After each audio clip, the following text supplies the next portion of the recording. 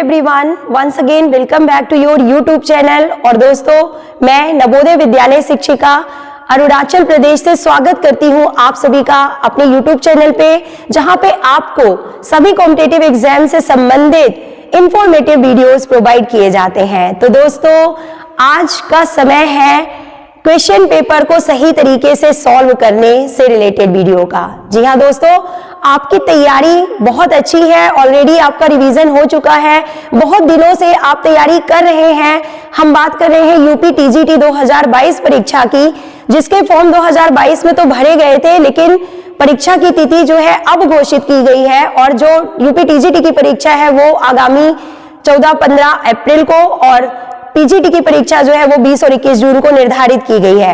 तो दोस्तों, ऑलरेडी बहुत सारा टाइम बीत चुका है और बहुत देर हो चुकी है एग्जाम डेट अनाउंसमेंट होने में, और तैयारी आपकी पूरी हो चुकी है, मुझे पता है। रिवीजन भी आप लगातार कर रहे हैं। तो आज मैं एक बहुत ज्यादा इंपॉर्टेंट वीडियो आपके लिए लेके आई हूं दोस्तों, जिसमें मैं बताऊंगी कि आप किस तरीके से क्वेश्चन पेपर सॉल्व करें एग्जामिनेशन हॉल में। जी हाँ दोस्तों, अगर आपकी तैयारी अच्छी है, अगर आपने रिवीजन किया है, तो ऑब्वियसली आपको ये ट्रिक्स भी मालूम होने चाहिए कि हम क्वेश्चन पेपर एग्जामिनेशन हॉल में कैसे सॉल्व करें ताकि हम अच्छा स्कोर कर सके। कई हमारे जो दोस्त हैं उनकी तैयारी भी होती है, रिवीजन भी होता है, और वो बहुत कॉन्फिडेंट भी होते हैं, फिर भी पता नहीं एग्जामिनेशन हॉल में जानबूझकर या अनजाने में कुछ ना कुछ मिस्टेक हम ऐसी जरूर करते हैं जिसकी वजह से हम अच्छा स्कोर नहीं कर पाते। तो इस समस्या से उभरने के लिए हमारे सभी साथी वीडियो को पूरा देखें, लास्ट तक देखें। मैं अपना खुद का पर्सनल एक्सपीरियंस भी शेयर करूंगी कि किस तरीके से आप जो है अच्छा स्कोर कर सकते हैं दोस्तों। तो देखिए, ट्रिक नंबर 1, पॉइंट नंबर 1 जो है आपको करना है कि एग्जामिनेशन हॉल में एकदम कूल रहना है, बिल्कुल भी परेशान नहीं होना है और कॉन्फिडेंट रहना है कि आपकी तैयारी बहुत अच्छी है।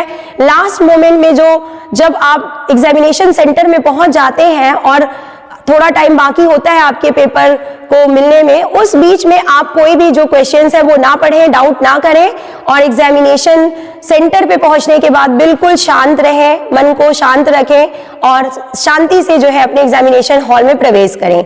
नंबर 2 ट्रिक देखिए कि एग्जामिनेशन हॉल में प्रवेश करने के बाद जो है आप बिल्कुल शांत तरीके से बैठे रहें और जो आपने तैयारी की है उस पर विश्वास रखें, खुद पे विश्वास रखें, अपने रिवीजन पे विश्वास रखें, और जो है क्वेश्चन पेपर को पढ़ना शुरू करें। तो ट्रिक नंबर 3 जो है कि read the question paper fully, यानी कि सबसे पहले आप पूरे के पूरे 125 क्वेश्चंस को लाइन से और अच्छे से पढ़िए। पूरे क्वेश्चंस को आपको पहले पढ़ना है, और पढ़ते समय करना क्या है दोस्तों कि जो क्वेश्चन आपको आ रहा है, सपोज क्वेश्चन नंबर 1, 2, 3, 4, 5, ऑब्वियसली आपसे सबका आंसर बनेगा ही। 90% जो क्वेश्चन पेपर होता है वो एक नजर में देख के दोस्तों समझ में आ जाता है कि हमें इसका आंसर बन रहा है। तो आपको क्वेश्चन पेपर पढ़ते समय छोटा सा डॉट या टिक लगा लेना है कि हाँ, ये क्वेश्चन मेरा कंफर्म है, इसका सिर्फ और सिर्फ यही सही आंसर है, और वो क्वेश्चन वहीं के वहीं उसका आंसर आपको एकदम फाइनल कर देना है। नेक्स्ट देखिए, जब आप दोबारा क्वेश्चन पेपर को पढ़ेंगे या जब आप आंसर, जब क्वेश्चंस तो आपने पढ़ लिए और टिक कर लिया कि ये क्वेश्चंस 90% 80% क्वेश्चंस मुझे बन रहे हैं, इनका ये सही आंसर है, तो उसको आपने टिक कर लिया। लेकिन दोस्तों, जब आप उन आंसर्स को टिक कर रहे हैं, जब आप उस सही आंसर को मार्क कर रहे हैं कि ये आंसर मुझे आता है और इसका यही सही आंसर है, उस समय आपको पढ़ते समय क्वेश्चन को थोड़ा सा सावधानी बरतनी है। और एक पॉइंट और बहुत ज्यादा ध्यान देने योग्य है, जो गलती हम लोग करते हैं कि क्वेश्चन में ये जरूर पढ़ें कि नॉट पूछ रहा है या यस पूछ रहा है। जैसे एक एग्जांपल मैं आपको देती हूं कि which one of the following is not related to physical fitness component. Physical fitness component का कौन सा एक जो है ऑप्शन सही नहीं है, फिजिकल फिटनेस कंपोनेंट का ये जो है सही ऑप्शन नहीं है। तो आप जल्दीबाजी में क्या करते हैं, आपने फिजिकल फिटनेस कंपोनेंट देखा, सारे फिजिकल फिटनेस कंपोनेंट आपने देखे, चारों ऑप्शन, लेकिन आपको लगा कि बस ये फ्लेक्सिबिलिटी लिखा है तो फ्लेक्सिबिलिटी इसका सही आंसर है, यानी कि फिजिकल फिटनेस कंपोनेंट में फ्लेक्सिबिलिटी होता है। जबकि क्वेश्चन क्या पूछ रहा था कि कौन सा जो है वो फिजिकल फिटनेस कंपोनेंट में नहीं आता है। तो नॉट वाला पोर्शन आप बहुत ध्यान से पढ़ें, क्वेश्चन पेपर पढ़ते समय नॉट को जो है बहुत ध्यान से देखें, केयरफुली मार्क करें और फिर उसका आंसर टिक करें कि 3 जो ऑप्शन है वो हाँ में होंगे और एक जो ऑप्शन होगा वो नहीं में होगा।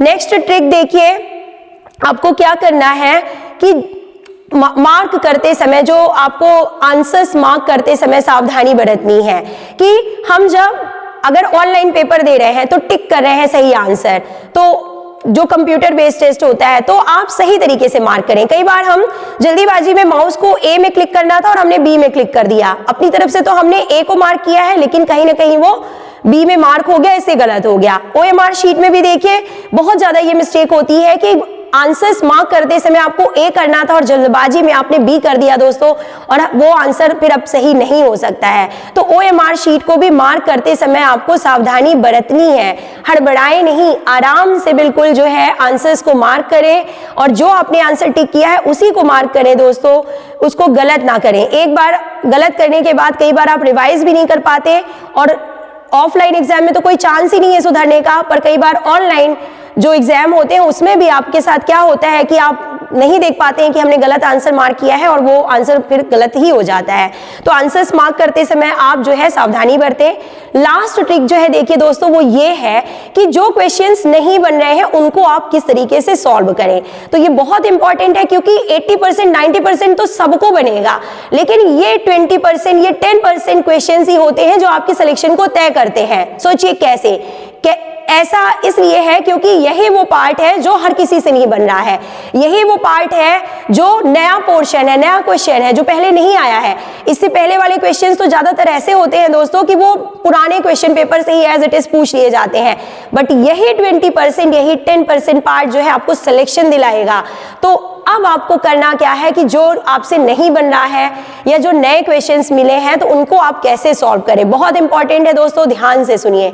आपको करना क्या है, चारों ऑप्शन को ध्यान से पढ़िए और उन चारों ऑप्शंस में से आप और क्वेश्चन को ध्यान से पढ़िए कि क्वेश्चन पूछ क्या रहा है।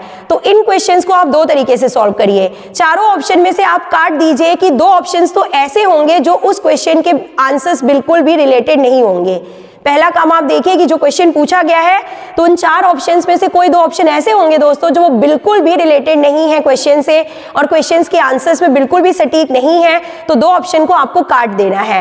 अब आपको चॉइस करनी है कि दो ऑप्शन में से ज्यादा जो है रिलेट कौन सा कर रहा है क्वेश्चन को। और दोस्तों थोड़ा सा अपनी तैयारी पे विश्वास रख के अपने मन की आवाज, अपने दिल की आवाज सुनिए और टिक कीजिए आंसर को, और मुझे पूरा विश्वास है कि आपकी तैयारी वहां पे काम आएगी, इसी क्षण आपकी तैयारी काम आएगी और आपको जो है सही आंसर टिक करने में मदद करेगी। तो जो दो ऑप्शंस बचे हैं उनमें से आप सही ऑप्शन को वहां पे टिक कर पाएंगे अगर आपने खुद पे विश्वास किया तो। और देखिए दोस्तों दूसरा तरीका ये भी होता है इन क्वेश्चंस को सॉल्व करने का जो आपसे नहीं बन रहे हैं, कि आपको क्या करना है कि ये जो क्वेश्चंस पूछे गए हैं इनमें से कुछ क्वेश्चन ऐसे होते हैं जो किसी और क्वेश्चन से मिलते हैं। 125 क्वेश्चंस में से सपोज आपसे जो है 3 क्वेश्चन नहीं बन रहे हैं, तो आप देखिए 125 में से कोई ना कोई क्वेश्चन ऐसा होगा जो इस क्वेश्चन से रिलेटेड होता है दोस्तों। तो आप कहीं ना कहीं उस क्वेश्चन को पढ़िए और सेम टॉपिक है, सपोज एथलेटिक्स से क्वेश्चन पूछा गया है तो एथलेटिक्स में डेकाथलॉन से क्वेश्चन नंबर 99 भी पूछा गया है और क्वेश्चन नंबर 119 भी पूछा गया है। तो आप मिलाइए कि 119 और 99 में जो है क्या है रिलेटेड चीज, क्या है एथलेटिक्स में डेकाथलॉन में जो हमको कहीं ना कहीं इस क्वेश्चन को जो है सही आंसर करने में हेल्प करेगी। तो इस तरीके से आप थोड़ा सा इवैल्यूएशन कीजिए और अपनी तैयारी पे विश्वास रखिए दोस्तों, और आपको सफलता जरूर मिलेगी। इस बार आपका सिलेक्शन होगा, मुझे पूरी उम्मीद है। तो मिलते हैं नेक्स्ट वीडियो में कुछ महत्वपूर्ण ट्रिक्स के साथ। Till then take care, good bye.